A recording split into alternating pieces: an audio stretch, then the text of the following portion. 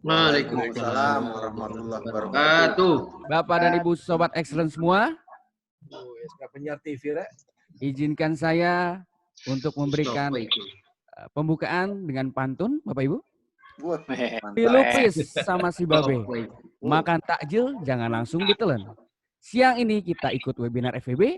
Semoga kita semakin excellent. Baik Bapak Ibu sekalian, hari ini kita akan bersama-sama mengikuti Business Excellent Virtual Cafe yang ke-8. Dengan judul atau topik Sharpening Strategy Perspective in the Midst of COVID-19. Namun sebelum kita memulai acara, ada baiknya kita berdoa sehingga acara ini dapat berjalan dengan baik dan lancar. Kepada Bapak, Ibu, Sobat Excellent sekalian, marilah kita bersama berdoa menurut kepercayaan dan keyakinan masing-masing. Berdoa dimulai.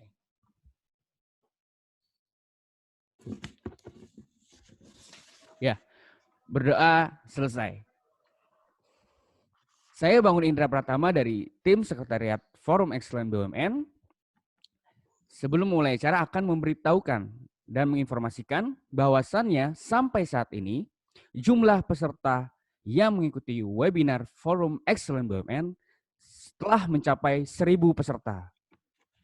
Dengan detail sebanyak 10 kali mengikuti WFA, 2 kali mengikuti Leader Dialog, dan 1 kali mengikuti bedah buku, dan 8 kali mengikuti Business Excellent Virtual Cafe.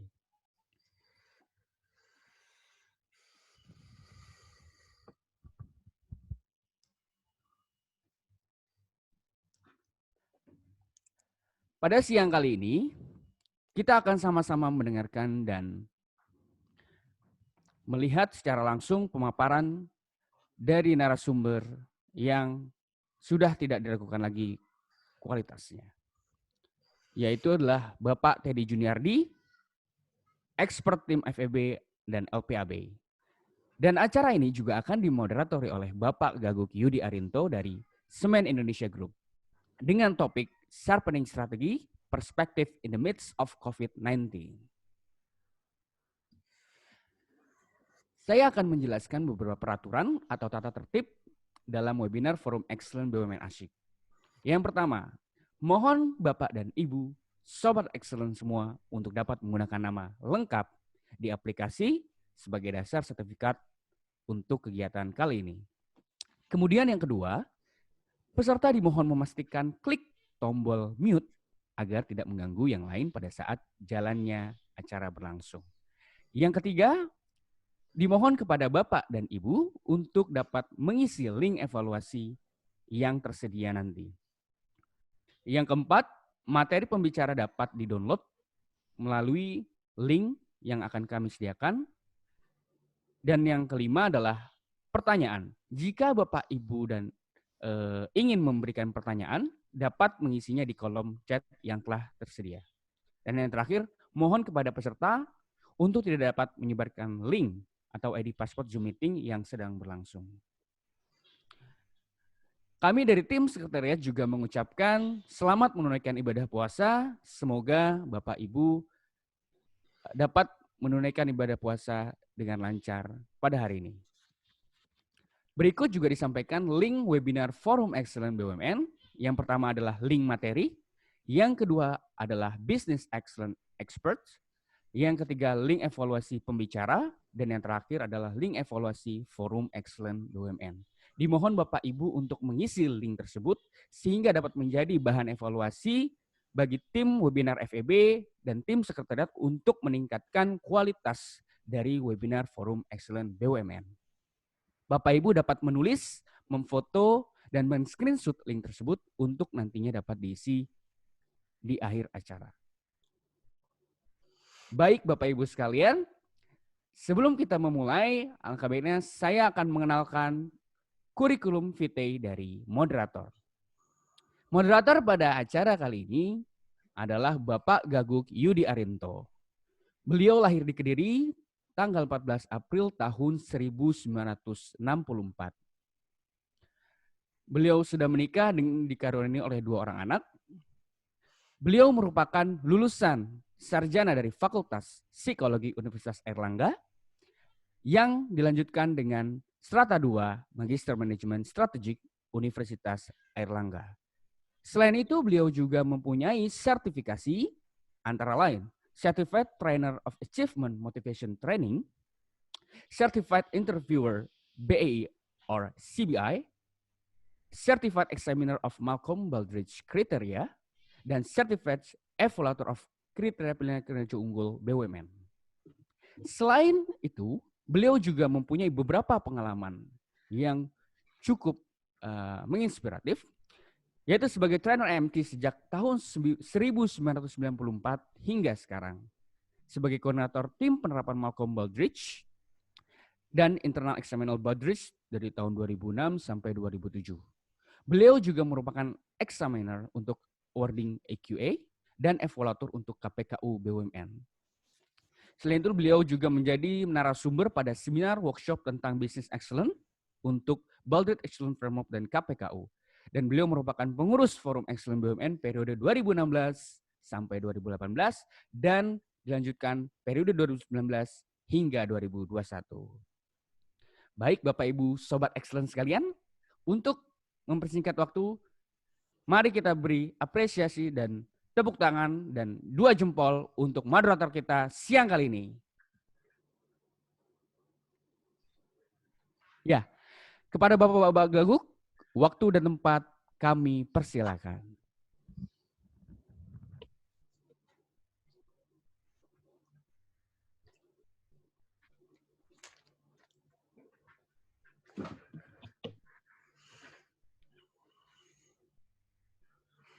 Tes. Suara bisa didengar ya? Ya. Oke. Terima kasih Mas Bangun. Mas Bangun memberi warna lain setelah sekian lama kita bertemu dengan Mas Adit. Waktunya juga pas saat kita harus ke kafe pukul 1 siang, waktunya istirahat, biasanya ngantuk, tapi Mas Bangun bikin kita jadi melek, ya. Jadi melek karena suaranya yang sangat menggugah perhatian. Baik. Assalamualaikum warahmatullahi wabarakatuh. Salam. Selamat siang, Om Swastiastu dan salam sejahtera untuk kita semuanya. Sekali lagi, terima kasih moderator yang telah memperkenalkan saya dan memberi kepercayaan, kesempatan sebagai pemandu acara, moderator, Business Excellence Virtual Cafe atau BEVC yang ke-8. Ya. Tadi siang, sebelum istirahat siang, kita sudah ketemu Pak Dudung, sekarang ketemu Pak Teddy. Kita juga mengucapkan puji syukur kepada Tuhan Yang Maha Kuasa karena di tengah kesibukan kita, di tengah ibadah kita, di tengah PSBB, kita tetap dikaruniai kesehatan, kekuatan, semangat, sehingga kita bisa ketemu pada siang hari ini dengan spirit untuk belajar, untuk berdiskusi, untuk saling membangun di dalam penerapan Business Excellence. Pada kesempatan siang hari ini di BEVC yang ke-8, kita akan bersama-sama mendengarkan paparan, pengalaman, pemikiran dari Pak Teddy Juniardi yang akan menyampaikan topik Sharpening Strategy Perspective in the Midst of COVID-19. Topik ini terus terang sangat menarik, paling tidak dari apa yang saya kesankan saat 2 atau 3 hari yang lalu kami melakukan persiapan GR. Ya. Saya dapat menyimpulkan Pak Teddy pada siang hari ini telah menyiapkan materi begitu serius, seluruh pengalaman, pemikiran, termasuk analisisnya terkait dengan pandemi coronavirus ini tertangkap di dalam materi beliau. Jadi berharap teman-teman yang saat ini masih belum sempat check-in, join segera saja karena akan sayang kalau tidak langsung mendengarkan penjelasan dari beliau. Jadi ada ketajaman yang baik terhadap situasi saat ini, sehingga topik ini diharapkan menjadi pembelajar yang menarik. Sobat Excellent yang saya banggakan, BEVC menjadi salah satu forum bagi FEB untuk kita bersama-sama belajar saling meningkatkan kompetensi, wawasan, pemikiran, dan juga kedalaman analisis kita di dalam bisnis excellence. Sehingga meskipun kita sudah sepakat Mei minggu depan mungkin BEVC menjadi yang terakhir, lalu pengurus akan break evaluasi untuk menyiapkan sesi-sesi berikutnya setelah Lebaran. Sehingga artinya Bapak Ibu rekan-rekan yang memiliki pengalaman, wawasan, pemikiran, monggo nanti segera menyiapkan diri untuk bersama-sama belajar dan berbagi. Kemudian melalui event ini juga harapannya kita semakin terasah, semakin up to date, dan dalam konsep akademik tidak ada hal yang final, jadi semuanya subject to be discussed. Jadi Bapak Ibu kami harapkan mengikuti dengan seksama, sehingga apa yang disampaikan oleh Pak Teddy kita akan perdalam, kita akan challenge, sehingga hasil pertemuan kita siang hari ini nanti itu juga menjadi sebuah proses bagi Pak Teddy juga untuk mendapatkan masukan, pengujian dan seterusnya, sehingga menjadi hal yang bermanfaat. Pak Teddy sendiri saat ini telah memasuki purna tugas. Saat ini beliaunya berusia 63 tahun, Bapak Ibu. Tetapi di usia yang tidak muda mungkin, tapi memiliki semangat, spirit yang tidak pernah padam. Terbukti setelah pensiun di tahun 2012, beliaunya mendapat kepercayaan dari perusahaan berdasarkan profesionalisme dan produktivitas kerjanya, sehingga selama 2012 sampai 2015, pasca pensiun, beliaunya diminta menjadi advisor atau senior auditor di Jasa Marga.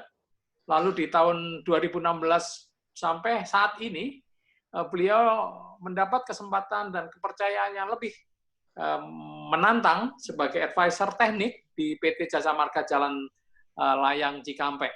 Ya, kita mendoakan beliau tetap sehat sehingga bisa menyelesaikan semua tugas ini dengan baik dan menghasilkan pengalaman berharga bagi kita semua. Kemudian sebagai penerap bisnis excellence, beliau tidak asing lagi, mulai dari asesor dan QA di Jasa Marga Performance Excellence, beliau juga di FEB menjadi asesor dan QA KPKU. Juga selaku profesional di bidang audit, beliau adalah pengurus Persatuan Audit Internal Indonesia di bidang pengembangan profesi.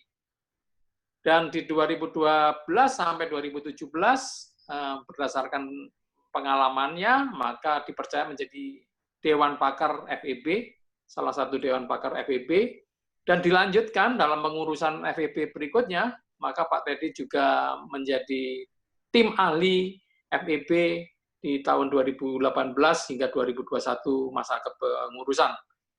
Kemudian di LPAP sebagai infrastruktur organisasi profesi di bidang audit atau asesor, maka beliau juga ditunjuk menjadi pengurus di bidang pengembangan organisasi di LPAP, Lembaga Profesi Asesor Business Excellence Indonesia.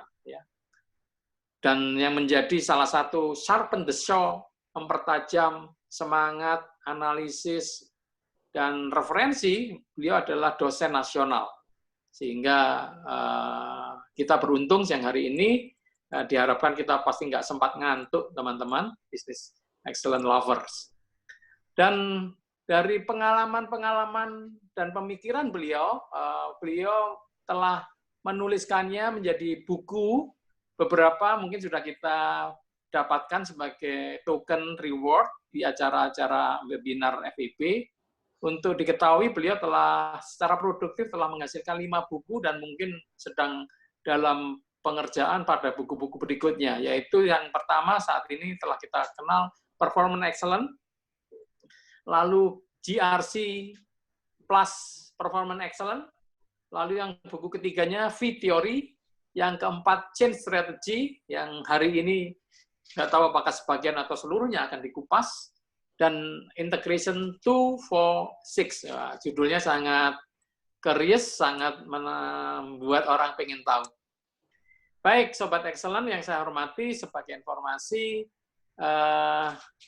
kita memiliki waktu yang cukup, sehingga kepada Pak Teddy, kami beri kesempatan untuk mempresentasikan itu 25 menit, tidak 20 lagi, 25 menit, dan sesi tanya-jawab kita akan buka selama 30 menit. Jadi jangan khawatir Bapak Ibu yang selama ini mungkin belum sempat langsung mendapat respon dari speaker, harapannya siang hari ini kita bisa mendapatkan respon dari speaker. Tidak berlama-lama, kepada Pak Teddy, waktu, kesempatan, saya persilakan. Monggo Pak Teddy. Baik, terima kasih Pak Gagut. Assalamualaikum warahmatullahi wabarakatuh. Waalaikumsalam. Mudah-mudahan puasa kita lancar. Selamat Hari Pendidikan Nasional juga hari ini. Kalau gitu saya langsung aja akan share presentasi yang saya akan sampaikan.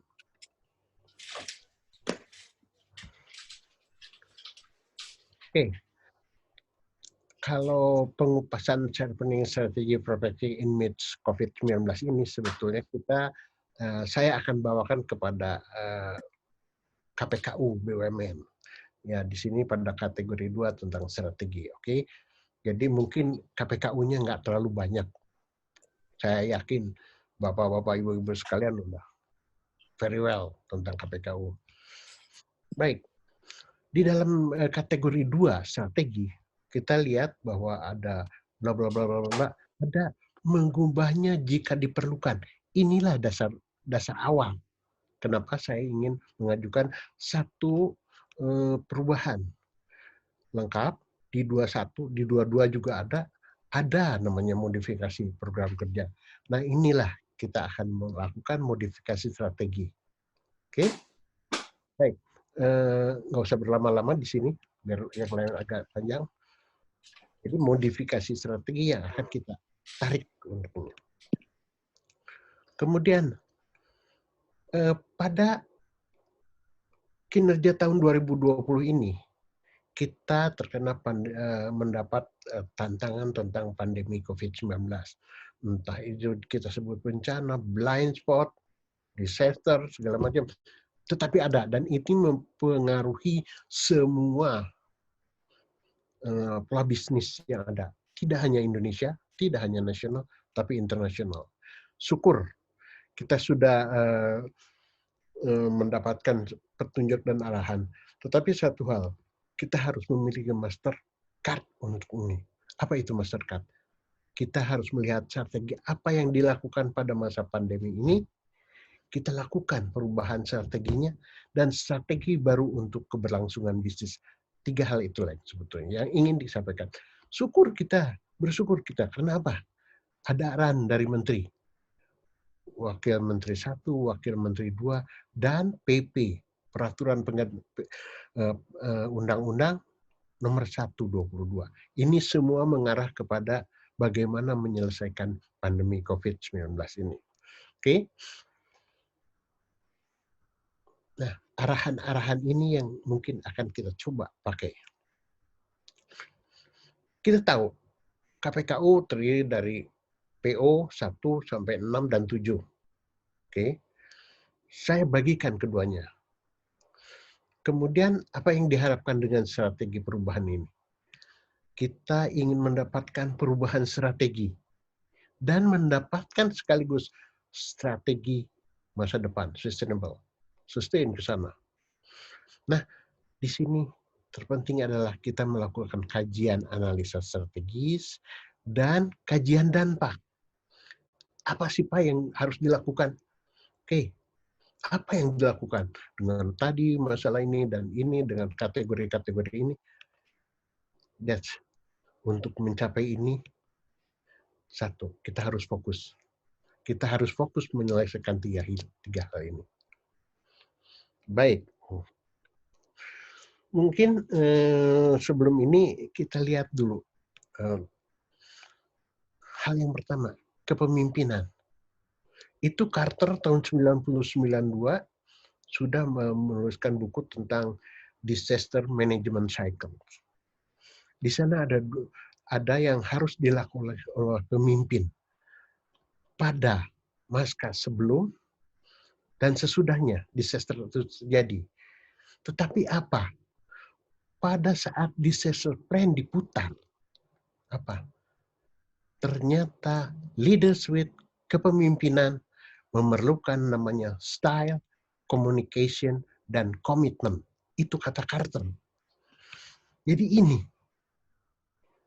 style, gaya kepemimpinan,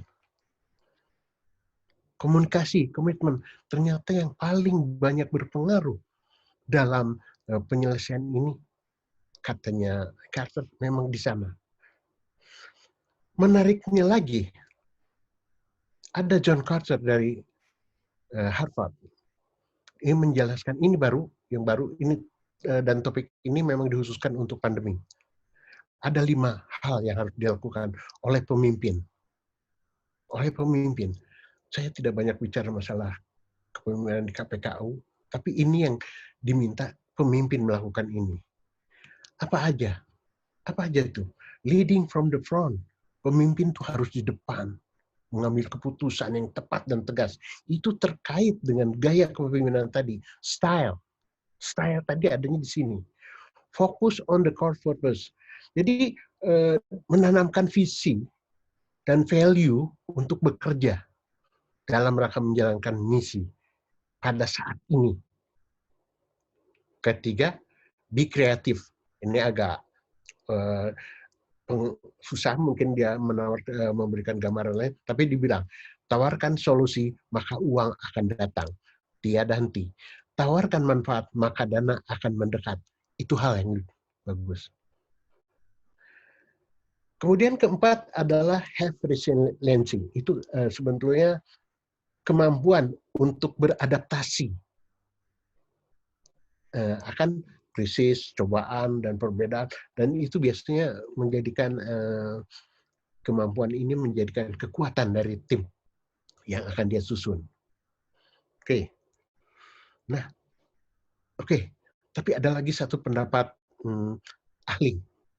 Bukan ahli, praktisi. Bapak tahu Jack Ma? Leader doesn't have a fixed style. Right? Some leaders good at speaking, some leaders never speak by actions. Leadership doesn't have style. Can be a leader. A good leader should have a vision. The vision is that vision not necessarily good, because when I work in the company, when everybody was disappointed, I have to tell them, I have to see before the other people see the opportunity. When everybody excited, I have to see the disaster. Especially as a CEO of like a me in the Alibaba group, my job is to see the problems of the future. So, and kill the problems before the disaster comes. So a leader must have a vision. A leader should inspire a team. A leader should discipline a team. I learned my management skill one day. I was talking to the famous general of the United States. He was talking to a group of people, say, how do you discipline a lieutenant? He's a general. The guy who lead the first Iraq war. What's his name? Pauline Cole. Yeah, Pauline Cole. He said, you, as a leader, you have to get up early before the lieutenant. You have to sleep before the lieutenant, late before, after the lieutenant. You have to eat before after the lieutenant to eat. But if you have a problem with the lieutenant, what are you going to do? Fix him, remove him, and fire him.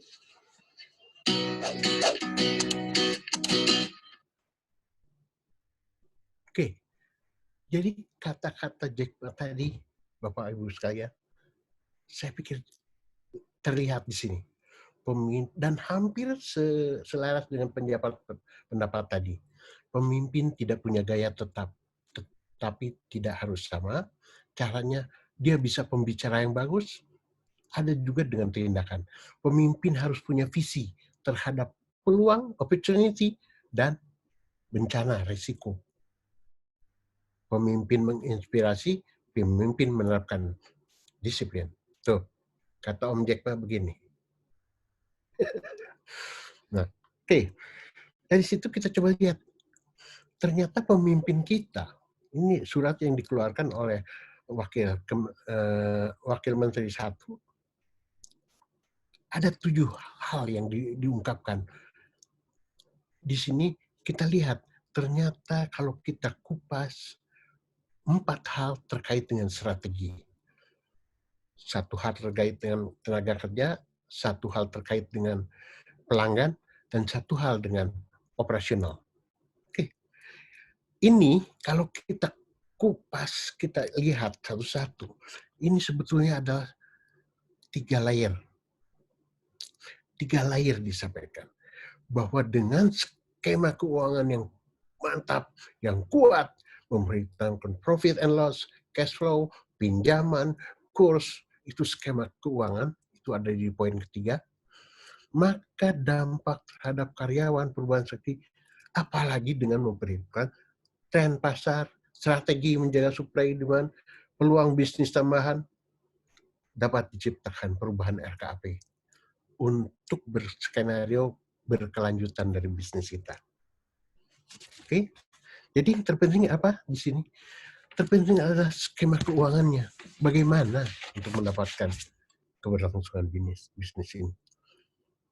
Itu yang menarik dari Wamen 1. Kemudian kita lihat Wamen 2. Dia hanya memberikan 2 kata, 2 alinea.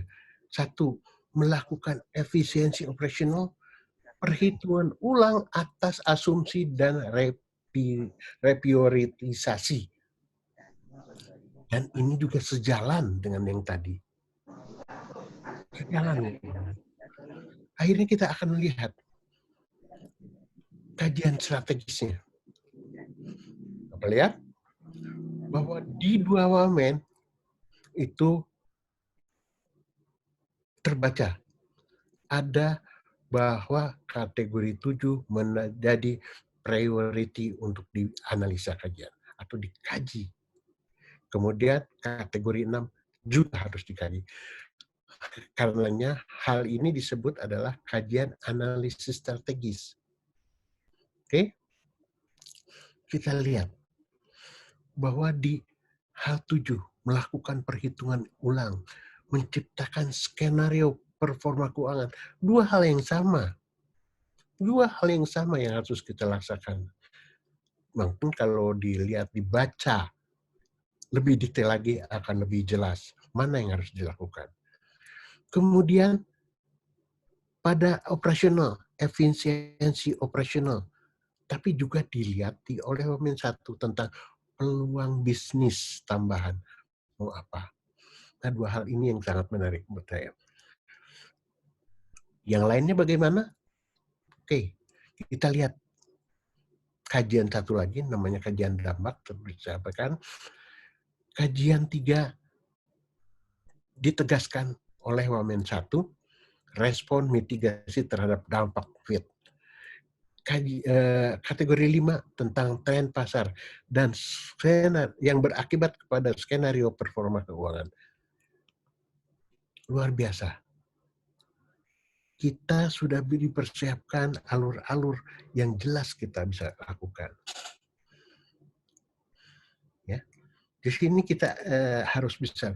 Nah, kajian saya terhadap 2 itu, ada 2 hal untuk kita, strategi kita. Ada 2 hal. Sebetulnya ada 3 hal lah. 3 hal itu ini. Jadi apakah harus tetap menjual barang jasa yang sama dengan legalitas saat ini? Semaksimal mungkin pertimbangannya adalah apakah biaya yang keluar berpotensi untuk menghasilkan pendapatan perusahaan. Mana yang harus kita apa? kita melihat, sorry, we are close. Atau adaptasi, atau kolaborasi. Mana yang akan kita pilih? Mau adaptasi atau kolaborasi? Ini yang terjadi. Nah, untuk ini, kita tutup. Sorry, we are close itu nggak ada. Nggak ada. Dalam penyusunan strategi baru, jangan sampai keluarkan itu. We are so close itu. Keluarkan. Anda pilih mana? Kolaborasi atau adaptasi? Adaptasi produk sudah banyak dilakukan, ya kan? Pembayaran tunai menjadi online, pakaian jadi menjadi masker atau APD, makanan hidangan yang terhidang dibuat jadi kemasan. Tetapi di lain tempat, di beberapa tempat terjadi inovasi baru. Misalnya farmasi, produk baru meningkat. Layanan provider, baik TV kabel, mobile phone, sampai pegadaian itu, saya surprise juga ada pegadaian digital. Tapi semua ini bagaimana sampainya kepada masyarakat, kepada customer. Mungkin ini salah satunya online shopping. Everything, anything, get it delivered. Ada Gojek jasanya. Ada Grab. Dan itu adalah satu peluang baru. Ya, ini bagaimana ini meningkat. Nah, apakah ini menjadi bisnis baru di bagian kita, di adaptasi kita? Kita berkolaborasi misalnya dengan perusahaan yang delivery itu untuk menjadikan ini. Bisa aja. Dan harus bisa. Tetapi tidak semua demikian, semua mudah. Saya pertanyakan, gimana dengan hotel? Gimana dengan jasa tol? Dan bagaimana pelayanan jasa perkantoran? Pak, hotel itu berarti tidak bisa melayani. Orang semua takut masuk situ. Mungkin Bu Indah tahu tuh dari Hotel Indonesia. Bagaimana menanggapi ini? Sekarang saya mau tanya, bagaimana jalan tol mau mengadaptasi? Mau jualan apa? Rest area. Rest area pun ditutup. Jadi apa yang mau kita lakukan? Mau jadi travel bureau? Sudah ada. Sama travel bureau. Orang travel bureau-nya aja banyak kena dampak. Dengan perkantoran, pelayanan perkantoran. Siapa yang mau nyewa lagi? Yang ada pada hangout semua.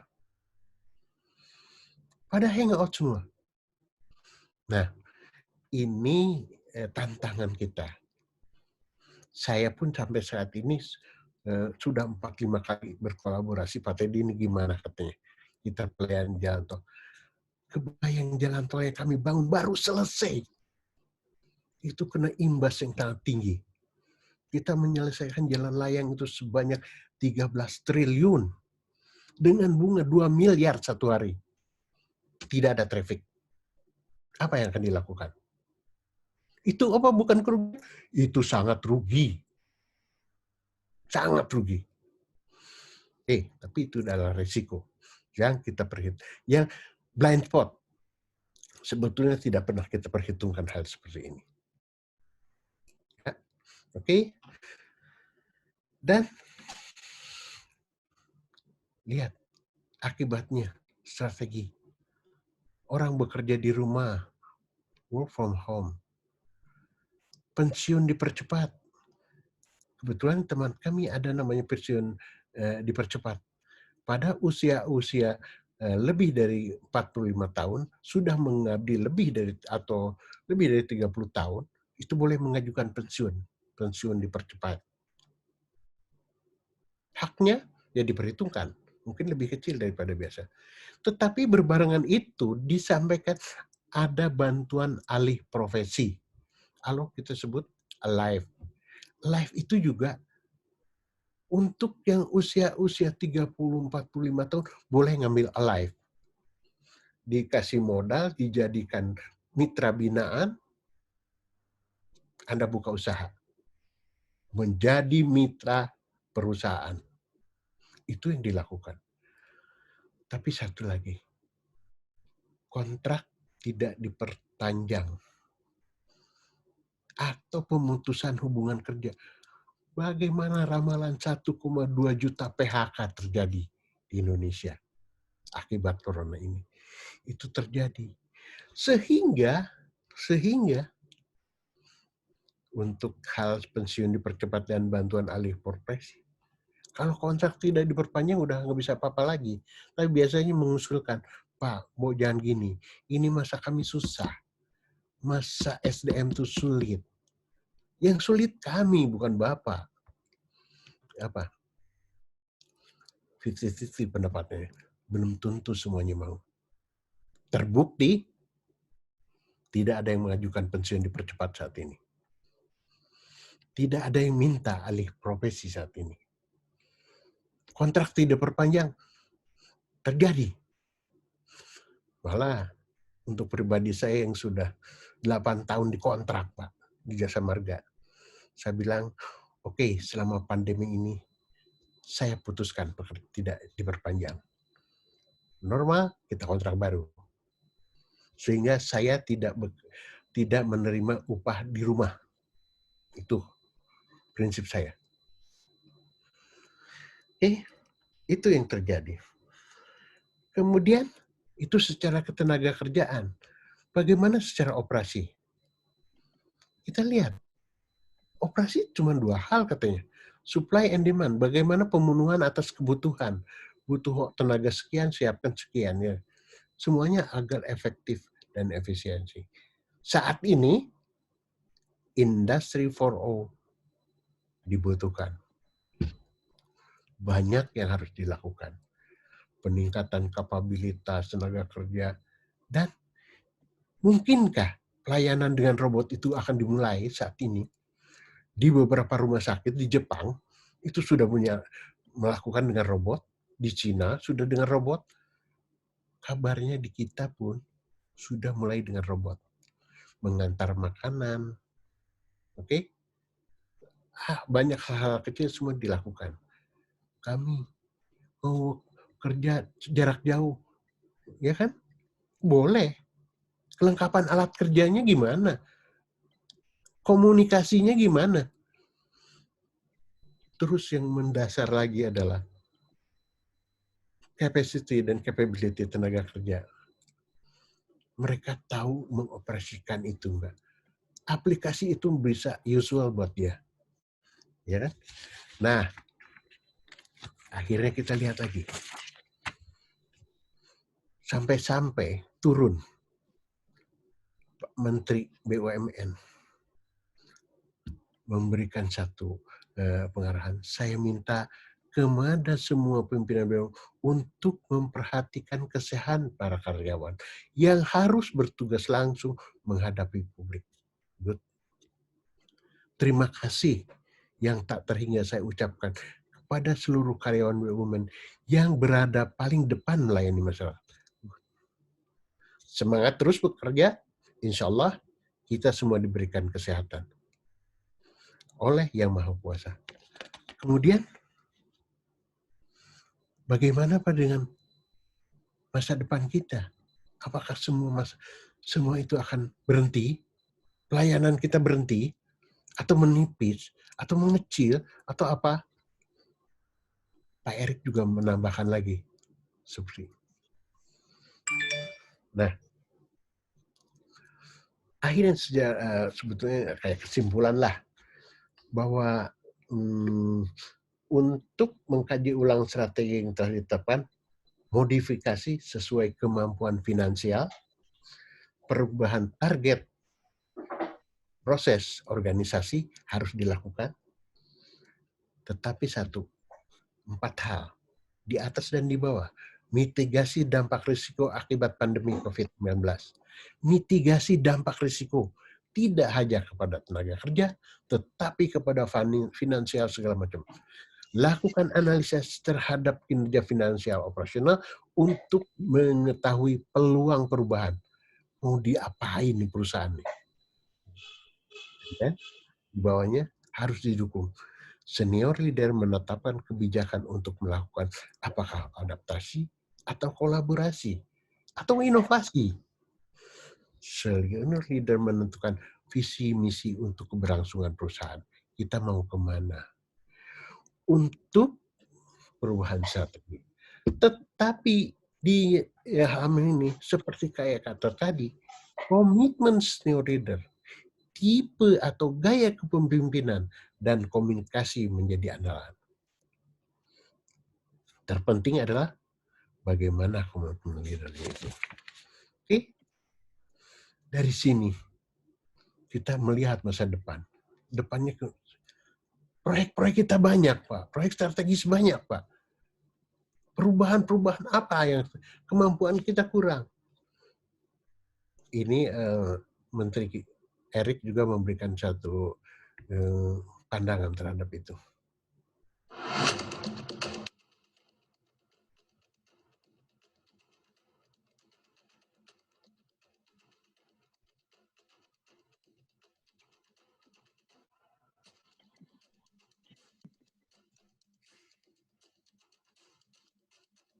Tapi ada hal yang penting juga yang kita harus lakukan. Tetap ekonomi kita harus jalan.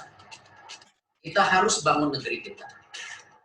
Karena itu kita tahu banyak sekali proyek-proyek strategis yang ada di BUMN.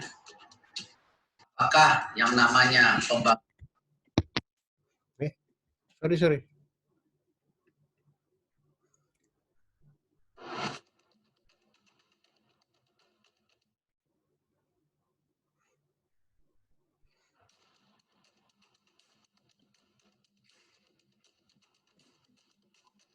Tapi ada hal yang penting juga yang kita harus lakukan. Tetap ekonomi kita harus jalan.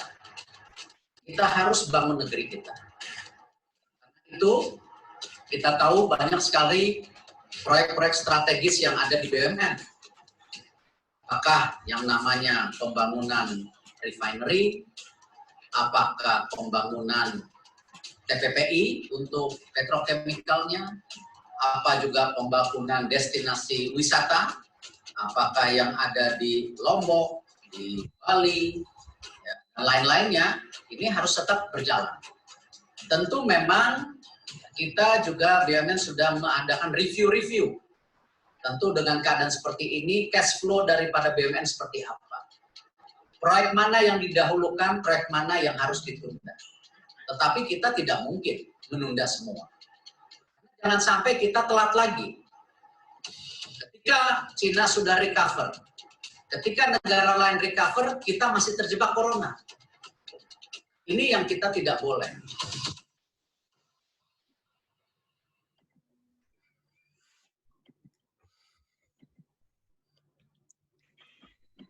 Jadi Menteri Erick Thohir juga memastikan proyek-proyek BUMN yang priority itu akan tetap berjalan. Karena kita tidak mau ketinggalan. Nah, ini kan tergantung kepada BUMN untuk menganalisisnya, membuat strategi baru. Oke, mungkin hanya sekian, tapi satu hal, saya coba semua ini saya gambarkan di sini. Ini bukunya. Jadi hanya itu yang saya sampaikan. Di sini saya buatkan bukunya, Strategi Change. Ini khusus untuk masa COVID ini. Demikian, terima kasih dari saya. Assalamualaikum warahmatullahi wabarakatuh. Terima kasih. Baik, terima kasih Pak Teddy yang luar biasa. Kita beri jempol dulu dua tangan kita untuk Pak Teddy dengan paparan pemikiran dan saran solusinya. Sampai saat ini saya sudah mencatat tidak kurang dari 22-an pertanyaan dari sekitar 13 orang, di mana masing-masing telah memberikan pertanyaan yang sangat antusias, karena contoh ini Pak Agung Purnomo, ini nanya ada 3, Pak Bambang Mulyawan, Pak Isma Yuni, lalu Pak Darlim, dan Pak Yayat, itu sudah mengajukan 2 pertanyaan. Nah, ya. Jadi seperti itu, dan masih ada lagi yang terus menyampaikan pertanyaan. Baik, jadi tidak kurang, ini sudah hampir 25 pertanyaan. Mungkin teman-teman sementara mungkin stop dulu pertanyaannya. Coba akan saya sampaikan dan ajukan pertanyaan-pertanyaan tersebut kepada Pak Teddy. Oke. Jadi saya akan ambil pertanyaan dari Pak Agung Purnomo ya, terkait dengan dampak yang dialami perusahaan dan bagaimana strategi yang dipilih untuk menghadapi. Jadi terkait dengan COVID, sekali lagi Pak Agung Purnomo menanyakan apa dampak secara real dan apa strategi untuk mengantisipasinya. Ini saya sambungkan pertanyaannya dengan pertanyaan Pak Yanto, hampir sama, yaitu bagaimana merubah rencana. Jadi kembali satu konsep pertanyaan yang sama, apa yang dampak yang dihadapi oleh perubahan Teddy saat ini, dan bagaimana perubahan serta mitigasinya. Kalau digabung seperti itu, termasuk juga pertanyaan Pak Bambang Mulyawan, jadi perubahan strateginya seperti apa? Ya, ditambahkan apa sih yang menjadi pertimbangannya, begitu ya. Nah, ya, jadi paling tidak dari 3 penanya tadi seperti itu, Pak. Saya ulangi, pertama dampaknya COVID terhadap perusahaan, lalu apa saja perubahan strategi yang dilakukan, termasuk juga yang menjadi dasar perubahan strategi tersebut. Itu pertanyaan pertama. Lalu pertanyaan kedua, itu terkait dengan kepemimpinan. Pertanyaan ini ditanya oleh Pak Khotibul Umam. Apa sih yang menurut Pak Teddy persyaratan entah soft skill, entah hard skill dari seorang pemimpin agar tetap eksis, mampu mengatasi situasi yang luar biasa seperti ini? Itu dari kepemimpinan. Dari pertanyaan kepemimpinan, saya kaitkan dengan pertanyaannya Pak Hadi Suroso, ya, dengan persyaratan kompetensi pemimpin untuk menghadapi situasi luar biasa ini seperti apa, lalu bagaimana pemimpin dengan strategi yang dilakukan tadi mampu menjawab tantangan atau mampu menjaga kinerja keuangan dan pasarnya. Pertanyaan ini diajukan oleh Mas Hadi Suroso dari PT PAL. Jadi ada 2 pertanyaan, Pak, mengakomodir beberapa penanya. Monggo, Pak Teddy. Baik, terima kasih sekali atas pertanyaan-pertanyaan yang disampaikan. Tapi satu hal, saya appreciate juga dengan Pak Agung. Dia khawatir saya nggak dapat gaji. Enggak, Pak, saya udah nggak dapat gaji.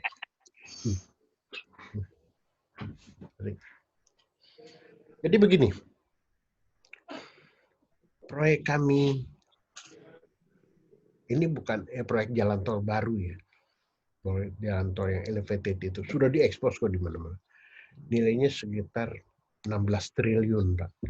Secara fisik itu ada sekitar 13 triliun. Itu ditunjang oleh hampir 14 bank di Indonesia.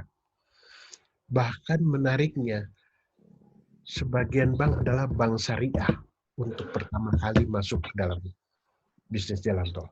Bank syariah, BNI Syariah, Mandiri Syariah, BCA Syariah, banyak syariah masuk. Dan kita hitung dalam bisnis proses bisnis kita, kami harus membayar bunga 2 miliar satu hari. Dengan perhitungan, dulu perhitungan kita akan mendapat sekitar 3,5 sampai 4 miliar per hari dari traffic. Tetapi sekarang traffic tidak ada, bahkan saat ini sampai Lebaran nanti ditutup. Nol traffic, nol, tidak ada satupun. Nah, dengan nol traffic berarti nol rupiah yang hadir. Tapi kami harus membayar 2 miliar. Nah, strategi kita pertanyakan lagi kepada pemerintah. Karena kebetulan proyek kami termasuk ke dalam proyek strategis nasional. Jadi alhamdulillah bertanggung jawab. Proyek strategis nasional. Kemudian tingkat bunga sementara untuk bank-bank yang pemerintah itu stop. Diberhentikan dulu. Alhamdulillah. Karena kita tidak bisa melakukan adaptasi. Kita tidak bisa melakukan kolaborasi. Bagaimana caranya? Bagaimana caranya? Nggak bisa. Tetapi kita harus tetap membayar listrik. Kita harus tetap membersihkan, memelihara jalan itu. Satu hal lagi, harus membayar karyawan. Untuk itu saya sampaikan ke manajemen, oke, mulai bulan ini saya nggak mau digaji. Kenapa? Anda aja susah mau gaji saya bilang. Terima, Pak. Mereka respect untuk itu.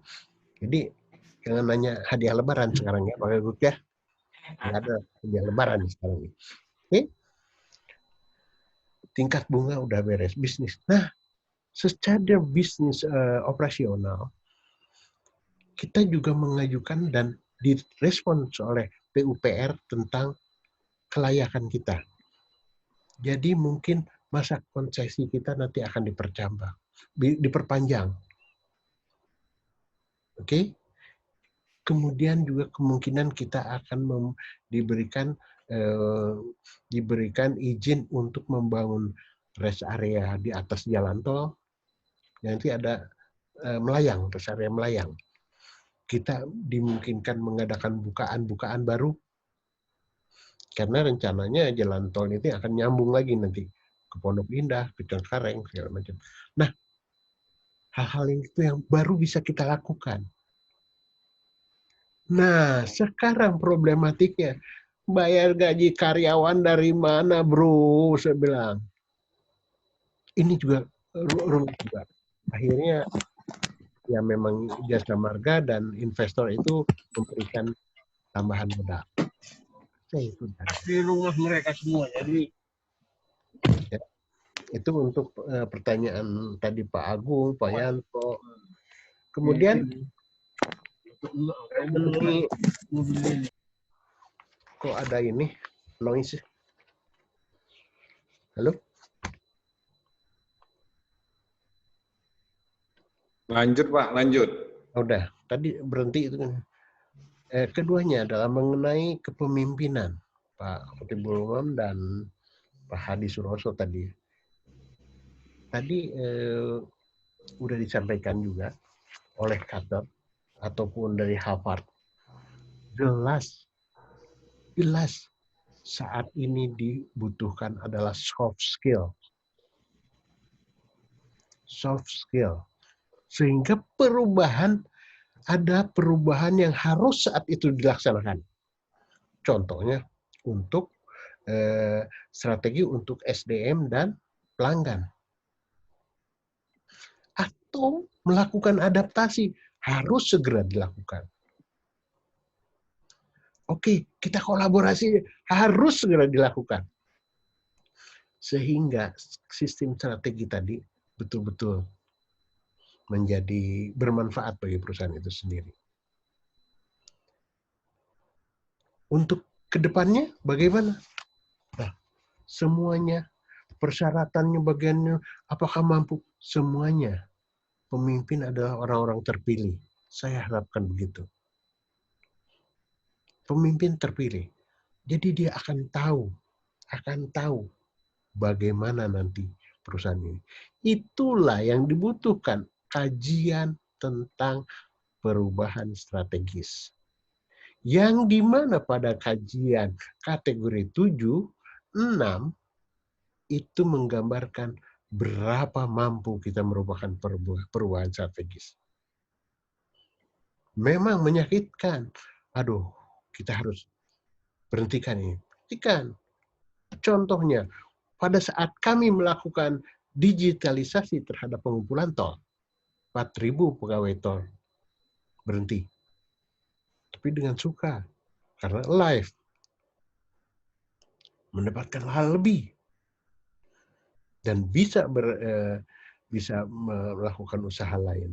Banyak itu keberhasilannya.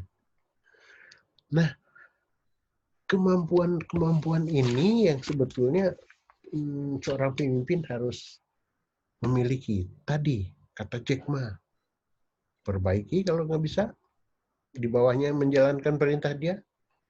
Oke? Oh, nggak bisa, pindahin aja kalau gitu. Ketiga apa? Pecat kalau nggak bisa juga. Nah, tiga trik itu sangat betul, saya bilang. Itu sangat betul. Dan dilakukan pasti menyakitkan memang. Saya sampaikan tadi, penawaran untuk pensiun dipercepat dan live, keberhasilannya cuma 50%. Itu yang terjadi. Sekarang,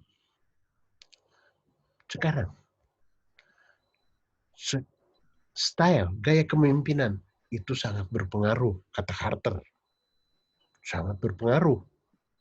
Dia mau keras, ya kan?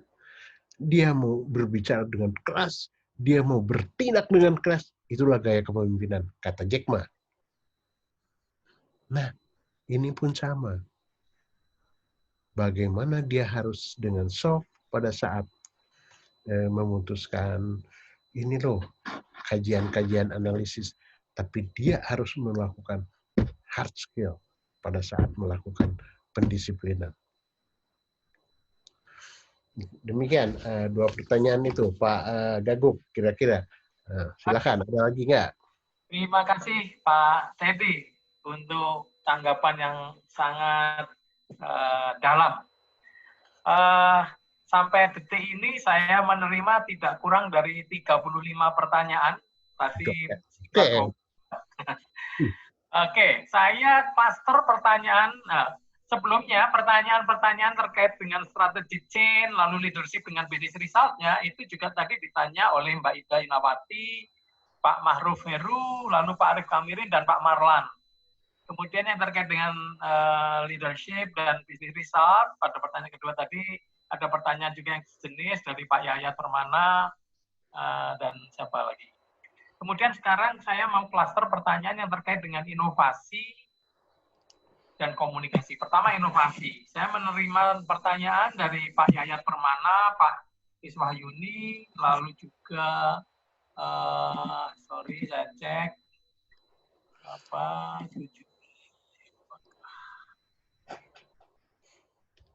dari Mbak Indah. Oke. Saya akan coba sampaikan pertanyaannya. Dari Pak Iswahyuni, terkait dengan inovasi ini.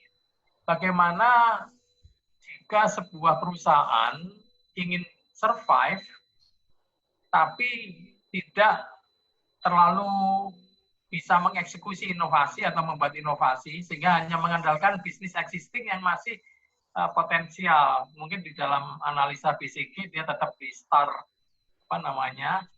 di kuadran star gitu ya. Sehingga question mark untuk pasca COVID. Pertanyaannya nanti kira-kira kalau perusahaan masih belum sempat atau masih mengandalkan existing produknya seperti apa? Mungkin ini manufaktur, Pak. Lalu yang 12 ini dari Pak Yayat terkait dengan inovasi, bagaimana perusahaan menciptakan bisnis baru untuk meningkatkan nilai tambah. Tadi memang Pak Teddy saya dengar menceritakan tidak semua industri bisa agile. Karena tadi jalan tol, ya sudah, ini support sifatnya. Tapi bagaimana seumpama ini kasusnya tidak di ini Pak, jalan tol, tapi di manufaktur gitu ya. Tekstil mungkin, garment ya. Atau hotel, restoran, kira-kira seperti itu. Itu bagaimana biar bisa jalan produk inovasinya dengan cepat. Lalu juga saya tambahkan pertanyaan dari Mbak Indah itu terkait dengan bisnis perhotelan, Pak. Jadi bagaimana saran Bapak untuk hotel, mungkin apakah kamar bisa fungsi lain, food beverage, resto bisa, food pastry bisa berubah cara penjualannya. Nah, jadi itu Pak, pertanyaan terkait inovasi, proses maupun produk. Lalu yang kedua, klaster keempat, terkait komunikasi, Pak. Ada pertanyaan dari Pak Bambang Mulyawan, Pak Yayat Permana lagi, gitu ya. Itu misalnya seperti ini pertanyaannya, bagaimana agar kaitannya dengan strategi yang dibuat sih Pak, itu mampu mempengaruhi, memotivasi para karyawan untuk tetap istilahnya fight gitu ya dalam situasi ini. Bagaimana tadi pemimpin juga tetap memotivasi meskipun tidak menjanjikan bonus, karena direksi aja katanya juga nggak terima bonus tadi Pak. Jadi nanya begitu, info begitu. Lalu dari Pak Yaya terkait dengan komunikasi, itu pertanyaannya bagaimana dari Pak Yaya itu bagaimana agar kondisi bisnis barunya menjadi apa istilahnya disupport oleh para karyawan. Sama sih, jadi poinnya bagaimana karyawan buy-in dengan strategi baru. Itu Pak, kira-kira inovasi dan komunikasi klasternya. Oke, saya gabung aja ya jadinya ya. Dalam hal inovasi, terus mengandalkan produk lama, adanya komunikasi dan bisnis baru ini. Satu hal, saya bicara bisnis baru dulu. Satu hal, bisnis baru ini kita juga kena aturan. Bukan di aturan kan? Jangan sampai menjadi perusahaan lu mau gua ada katanya. Itu. Nah, bagaimana perubahan-perubahan bisnis baru ini sesuai dengan perubahan bisnis yang kita miliki? Banyak, kemarin mungkin Pak Halim juga menyampaikan bagaimana garment itu berubah menjadi produksi masker, produksi APD. Wah, bagus sekali. Bagaimana itu terjadi? Sekalian tambahin, Bu Indah, hotelnya mau diapain? Bu, hotelnya masih punya SDM. Kenapa nggak beralih kepada siapkan satu tempat, bikin kemasan, makanan kemasan, entah makanan kaleng, entah apa. Dan si chefnya itu suruh webinar, Bu. Ngajarin cara masak ini adalah begini. Oke, ini gini. Loh, itu yang ininya, yang tukang beres-beres itu, bikin sama, bikin. Saya lihat kok ada YouTube bilang, gini loh caranya nyusun lemari itu, dalamnya. Kenapa sih mereka tidak bisa webinar? Bikin ini, bikin hargai itu. Biar gimana pun itu karyawan kita. Hargai itu. Di HI itu kalau nggak salah di Bali saya pernah lihat sore-sore mereka jualan di pinggir jalan di kaki lima. Wih, sedap kali sebenarnya. Tapi tetap pakaian chef. Di Semarang saya lihat juga ada dari Hotel Ciputra itu. Pakai baju chef, dia jualan di pinggir jalan. Rame saat itu gitu. Nah sekarang jangan takut dengan GoFood. Jangan takut lagi. Beli kemasan yang cantik, bahwa ini produksi chef dari Hotel Indonesia. kirimkan. Ibu tahu, tadi saya lihat di TV itu ada di mana gitu ya, lali lagi saya. Jadi ada sebuah hotel, tapi dia masih sifatnya sosial, menyiapkan breakfast segala macam, semua. Orang-orang dari rumah emergency, saya butuh breakfast saya ini. Dikasih gratis, dikirim ke semua orang. Siapa yang ngirim? Taksi. Karena taksi juga kehilangan pendapatan. Dibayarlah taksinya. Wah, itu kreatif sekali saya bilang. Itu inovasi saya bilang. Tetapi satu hal lagi mengenai inovasi sudah, bisnis baru, kemudian komunikasi. Komunikasi memang seperti tadi saya sampaikan, komunikasi secara soft dan hard itu harus tetap dilaksanakan. Terutama untuk karyawan. Jadi istri saya masih aktif.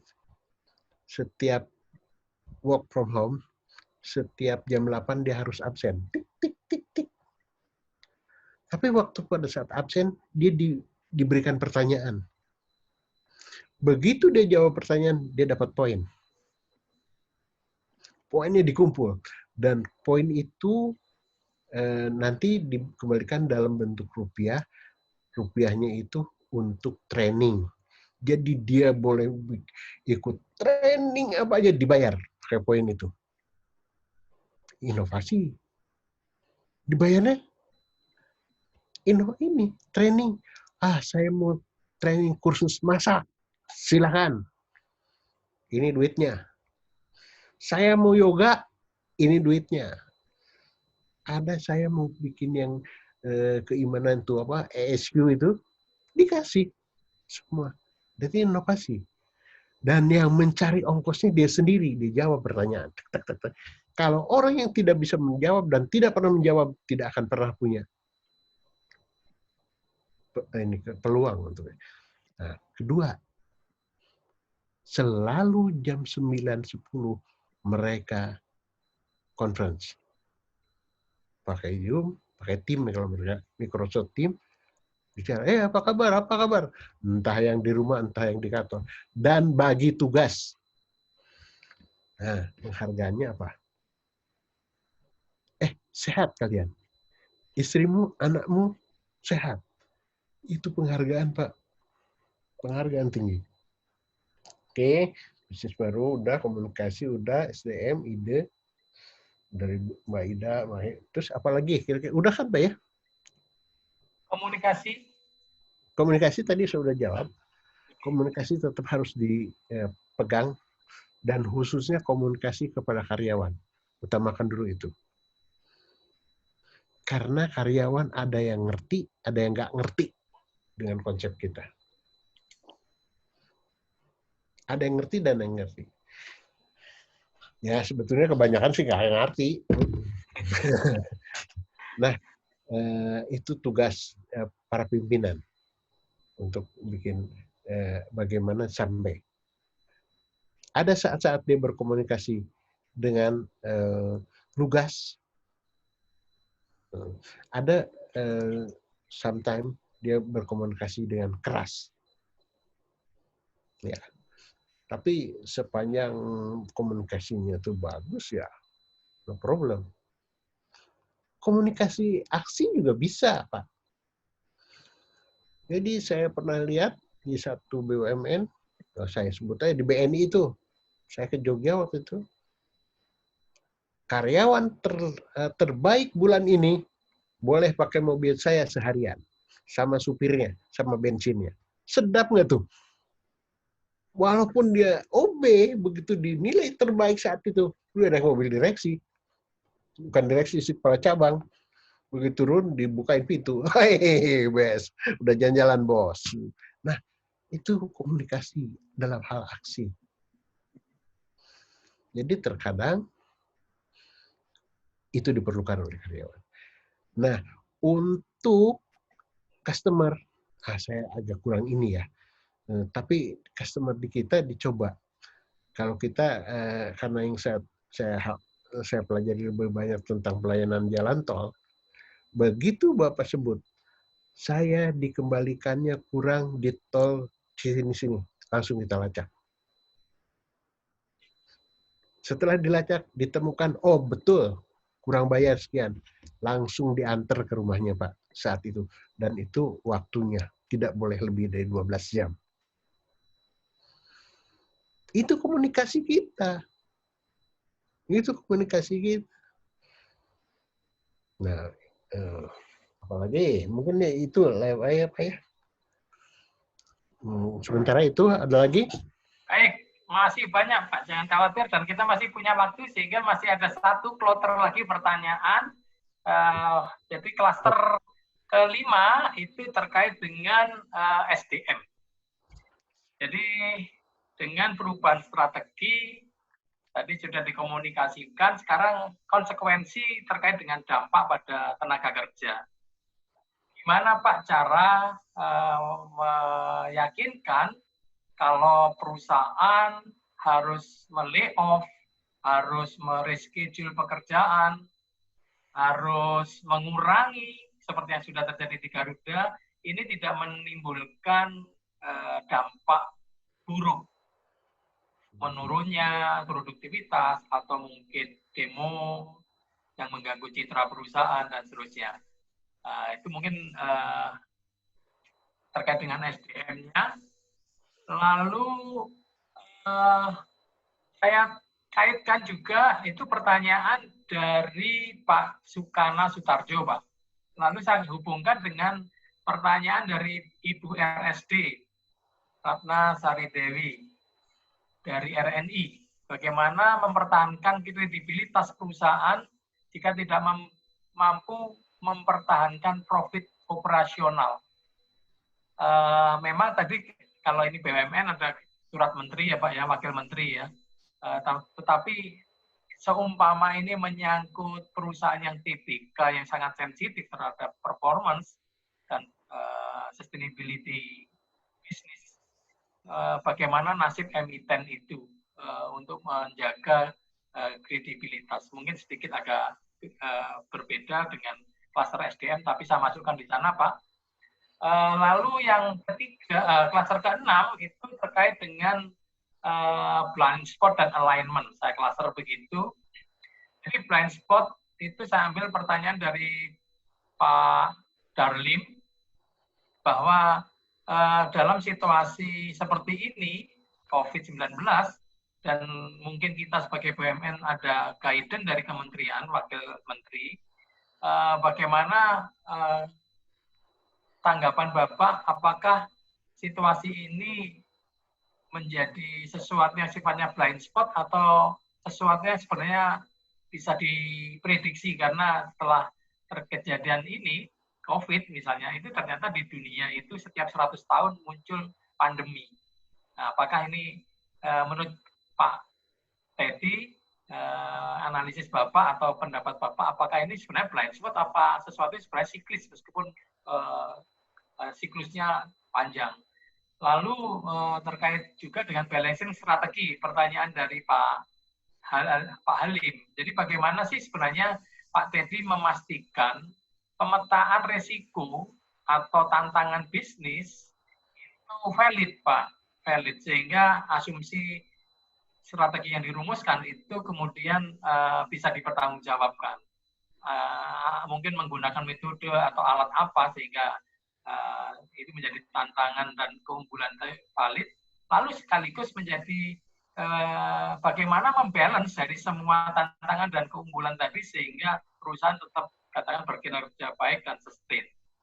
Kira-kira itu Pak, klaster pertanyaan yang ke-6. Jadi yang satu SDM, PHK tanpa ribut, lalu juga citra ketika perusahaan tidak mampu mempertahankan kinerja operasional, keuangan juga. Lalu yang klaster ke-6-nya tadi terkait blind spot dan balancing strategi. Kira-kira itu Pak. Silakan Pak Teddy. Baik, terima kasih. Pertanyaannya nih serem-serem nih. Tapi satu hal, kalau SDM itu agak susah. Agak susah. lebih baik memperbaiki kendaraan daripada memecat ini. Atau menjual mobil lebih gampang daripada menjual SDM. Kita udah coba menjual SDM seperti tadi, program alih profesi. Program alih profesi. Bukankah kita punya semua dana PKBL, community development, punya kan dana itu? Kenapa nggak digunakan itu sebagai bagian daripada bentuk apresiasi kepada SDM yang terpaksa digunting? Nah, mungkin apakah kita bisa berbuat itu? Tadi kan saya bilang ada 3. SDM WFH, SDM yang mengajukan pensiun dini dengan adanya bantuan alih profesi, live kita dibilang. Tapi satu lagi PKWT dan kontrak. Itu mereka juga sedih. Jadi ini kontrak. Kebetulan kontrak saya bulan ini, kemarin ini habis nih. Habis. Mereka siapkan lagi kontrak baru. Saya bilang, no. Jangan kontrak saya saat ini. Nah, kesadaran itu kenapa? Saya nggak mau, saudara. Saya kerja di rumah, nggak ada yang dikerjain, saya dibayar. Nggak mau. Saudara. Satu hal. Nah, bisa nggak dengan demikian? Bisa. Bisa. Oke, gini deh, Pak Teddy. Nanti kalau ada ide-ide apa, tolong disiapin. Saya bayar sebagai konsultan. Ada. Saya udah punya proyek. Buat nanti nih. Setelah pandemi, saya udah punya proyek. Dari mereka. Ini Pak Teddy bikin ini, karena yang tahu ini Pak Teddy. Saya sebetulnya penggagas rest area di Indonesia. Jadi mereka balikin. Pak Teddy lah, gagas rest area melayang di jalan tol. Oke, sudah. Itu rumit sampai sekarang. Nah, tawarkan opportunity kepada mereka. Jangan diputus dengan tanpa harapan itu.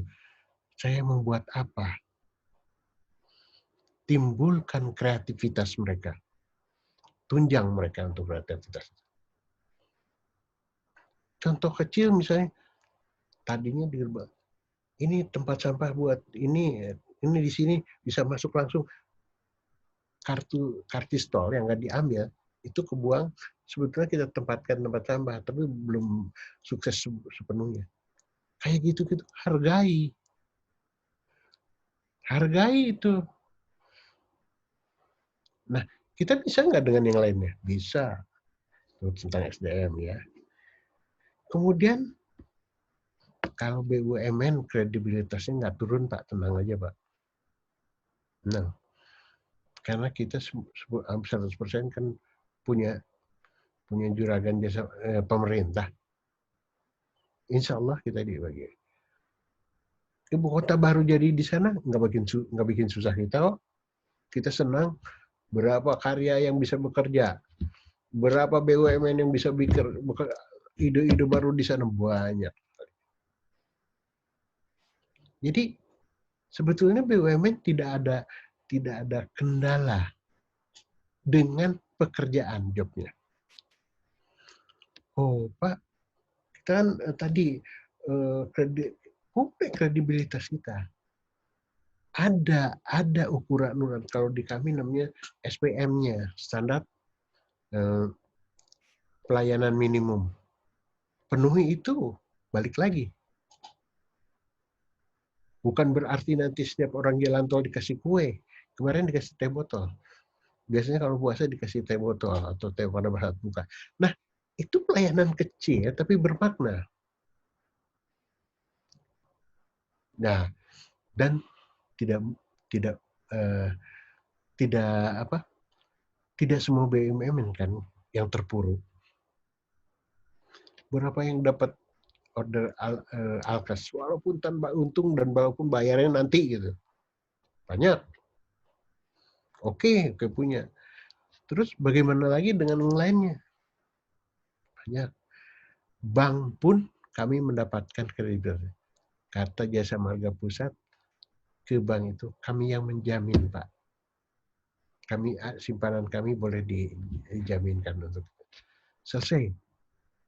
Nah, bisa nggak lakukan sinergi dengan BUMN lain?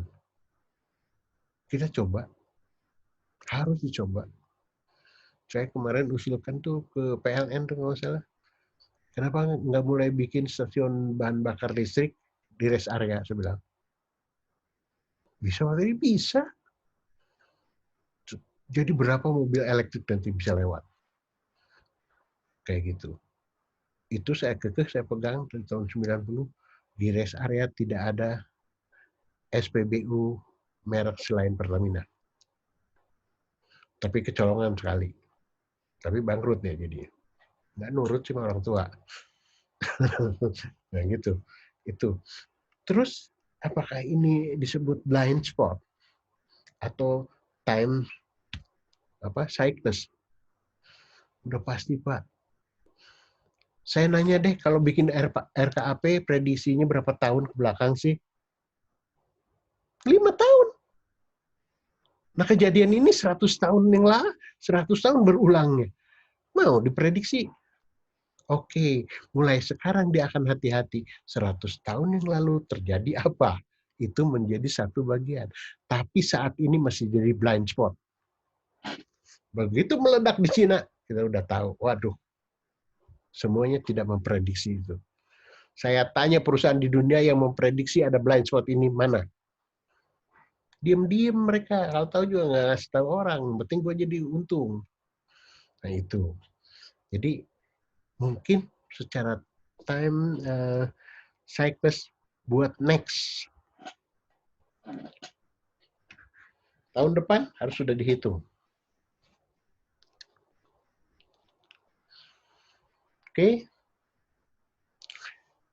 Kemudian juga Pak Halim, kalau risiko udah pasti Pak dihitung. Harus dihitung.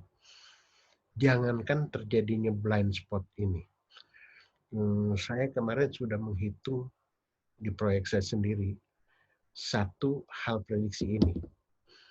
Satu adalah kalau bukan tidak ada customer, kalau penentuan tarif atau terlambatnya pembukaan operasional jalan tol, maka saya kerugiannya waktu itu dihitung sekitar 1,7 triliun sebulan, Pak. Setahun. Itu udah ada kita. Ada mitigasinya, ada hitungannya. Demikian juga sekarang ini. Pada saat change strategi, itu menjadi uang. Sehingga kategori 4 tidak diapa-apain. Tetap digunakan kategori 4 itu. Gunakan itu. Di situ pertimbangan risiko sekarang. Pada saat 246, permulaannya risiko, mitigasi risiko dan finansial kan. Ya itu tetap dilakukan. Jadi siklus itu tetap dipakai.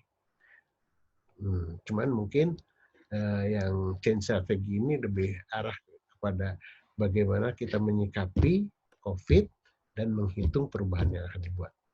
Gitu Pak Gagung. Udah habis waktunya kan? Ayo pulang. Silakan Pak. Suaranya nggak ada suara. Baik, terima kasih. Luar biasa. Masih ada pertanyaan, tapi karena waktunya habis, saya lihat masih ada susulan 3 atau 4 pertanyaan. Jadi tentunya kita harus memanage waktu.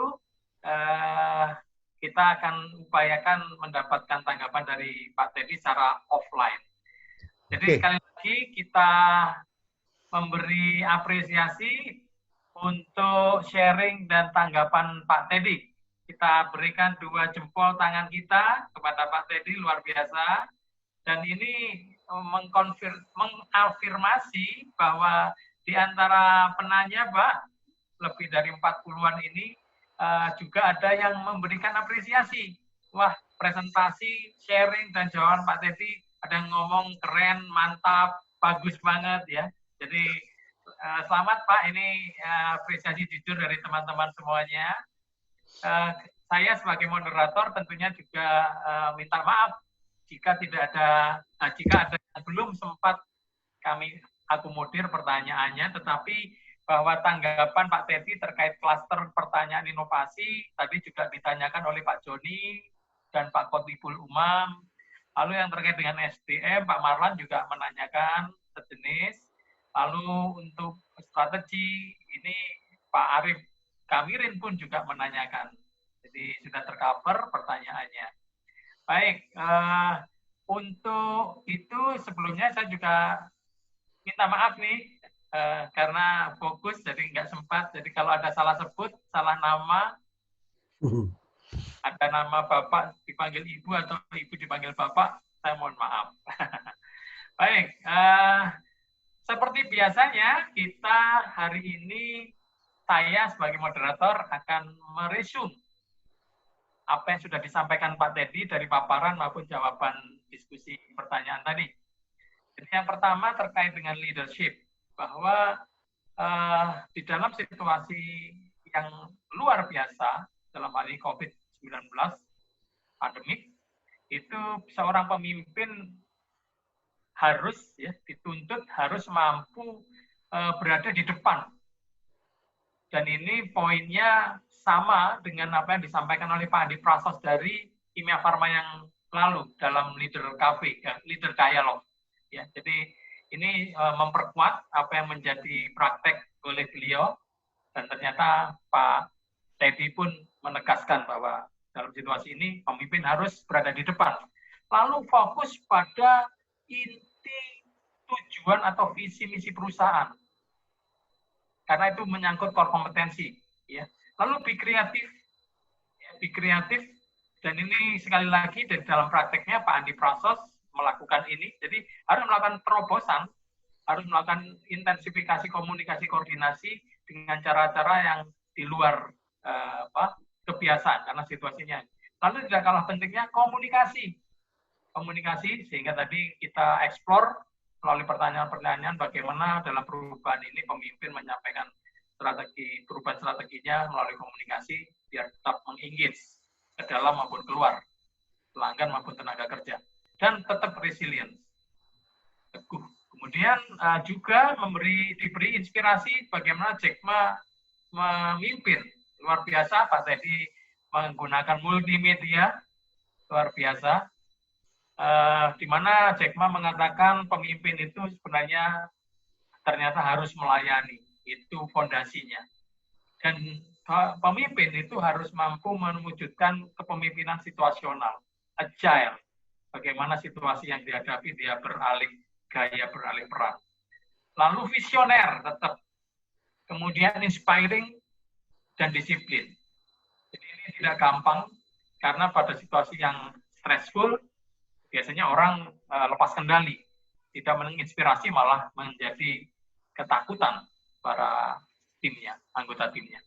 Yang kedua, saya simpulkan bahwa di dalam mengeksekusi strategi atas perubahan, seorang pemimpin harus tetap fokus secara kontekstual. Apa yang dihadapi, sehingga strateginya strategi kontekstual, di mana dalam hal ini kita sebagai BUMN dan anak perusahaan BUMN mendapat guidance bagaimana strategi perubahan strategi itu tetap kontekstual adalah melalui rujukan surat Wakil Menteri S39 tahun 2020 bulan April.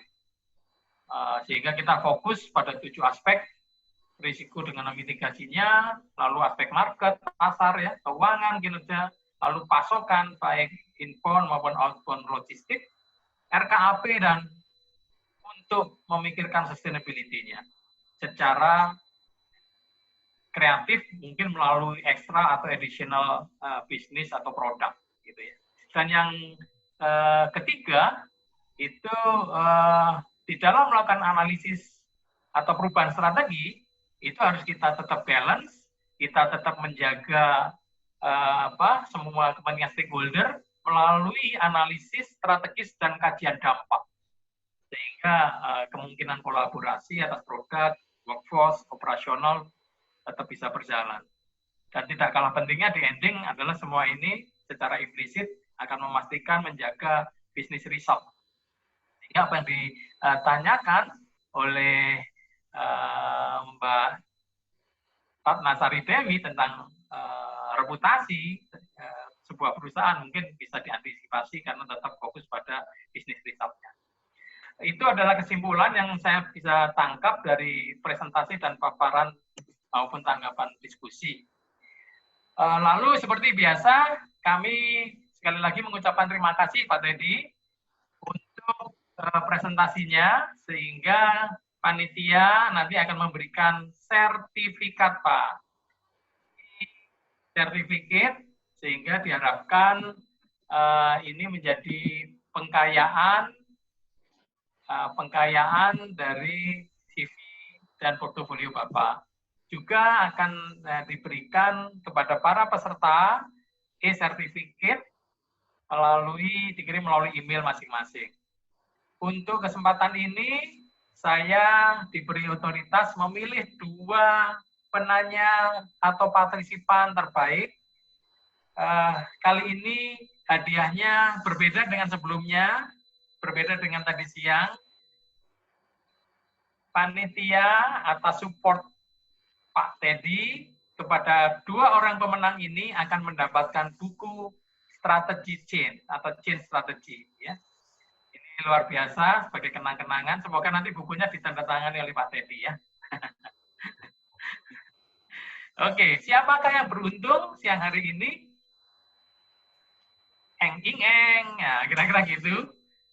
Ternyata yang beruntung adalah Pak Sukana Sutarjo dan Ibu Iswah Yuni. Kepada beliau berdua, saya ucapkan selamat. Tunggu kirimannya akan dikirimkan oleh sekretariat. Demikian kira-kira dalam acara Business Excellence Virtual Cafe. Apabila ada kesalahan kekurangan, tentunya saya sebagai moderator minta maaf.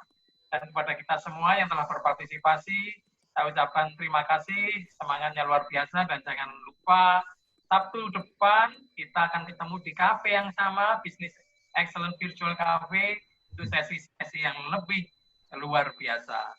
Terima kasih. Assalamualaikum warahmatullahi wabarakatuh. Saya kembalikan kepada Mas Bangun. Terima kasih. Yang dapat buku berdiri. Iya.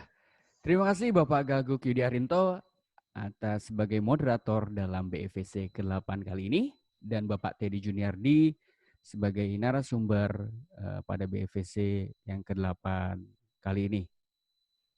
Untuk selanjutnya, kami akan memberikan informasi tambahan yang dapat Bapak Ibu Sobat Excellent dapatkan.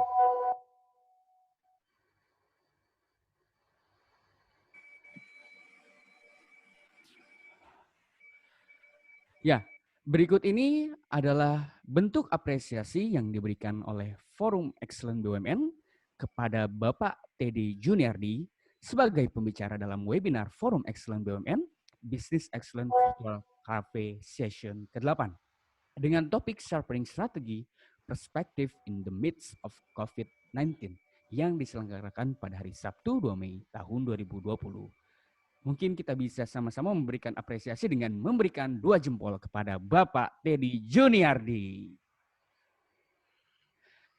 Selanjutnya, terkait dengan buku V Teori, kami informasikan dari tim Sekretariat Forum Excellent BUMN bagi Bapak Ibu Sobat Excellent yang ingin mendapatkan buku Pak Teddy Juniardi dengan judul V Teori terkait dengan tata kelola perbaikan kinerja atau Management for Improvement, dapat menghubungi Sekretariat Forum Excellent BUMN. Dan kemudian ini adalah buku yang akan didapatkan oleh 2 peserta terbaik, Bapak Sukana dan Ibu Iswahyuni. Buku ini merupakan buku ciptaan Pak Teddy Juniardi dengan judul Strategy Change, Finding Blind Spots for Brighter Future. Buku ini akan dikirimkan kepada 2 peserta terbaik yang akan dikirimkan oleh tim Sekretariat Forum Excellent BUMN. Dan kepada Bapak Ibu Sobat Excellent sekalian, Berikut juga akan kami kirimkan e-certificate Webinar Forum Excellence BUMN Business Excellence Virtual Cafe Session ke-8 ke email Bapak dan Ibu. Dan jangan lupa untuk Bapak Ibu Sobat Excellent untuk mengisi link evaluasi, yaitu link evaluasi pembicara, link evaluasi Forum Excellence BUMN, dan link Business Excellence yang dapat Bapak Ibu foto, screenshot, dan tulis untuk diisi setelah acara berakhir. Bapak Ibu juga dapat mendownload link materi yang telah kami sediakan. Dan Bapak Ibu perlu diinformasikan untuk acara selanjutnya, Forum Excellence BUMN menyelenggarakan Millennial Talk Business Excellence Millennials Insights in the Midst of COVID-19.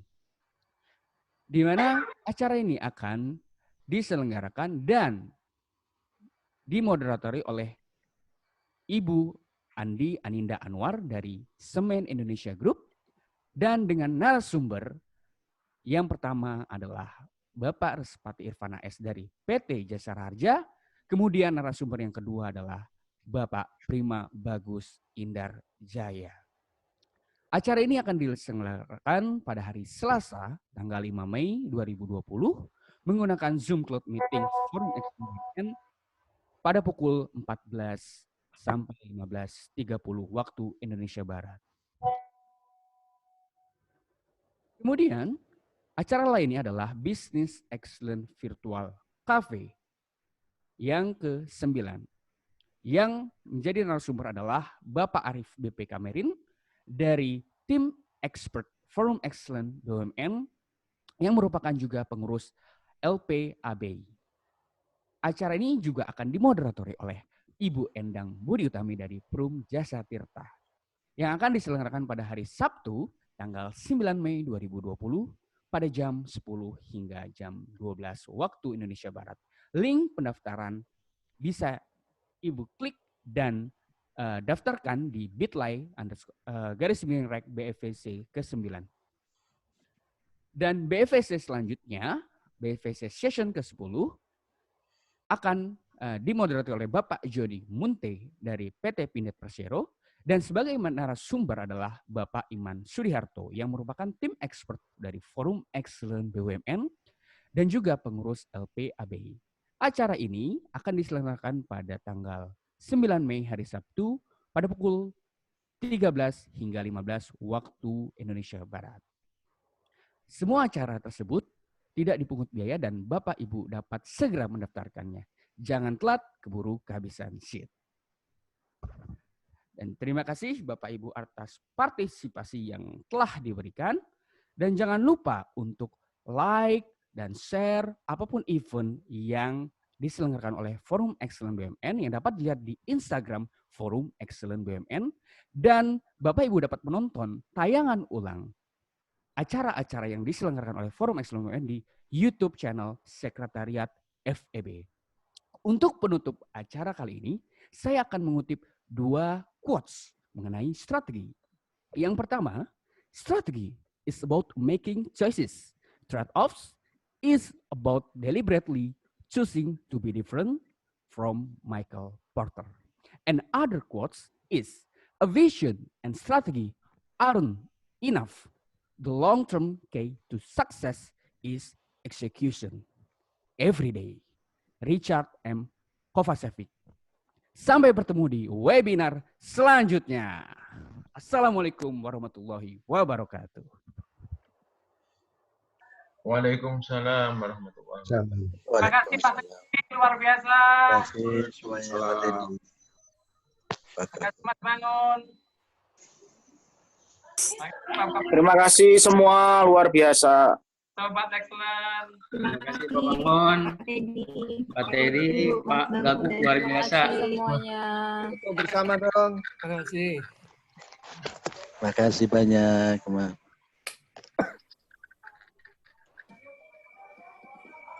Topinya Abang Rek. Iya, jadi ganti sih tak fotonya sih. Ya, jadi Pak Teddy bisa. Lo diganti. Mam. Mam.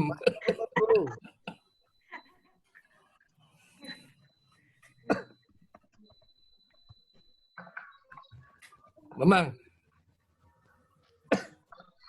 Adi. Siap. Siap, Pak Sukamto. Keren.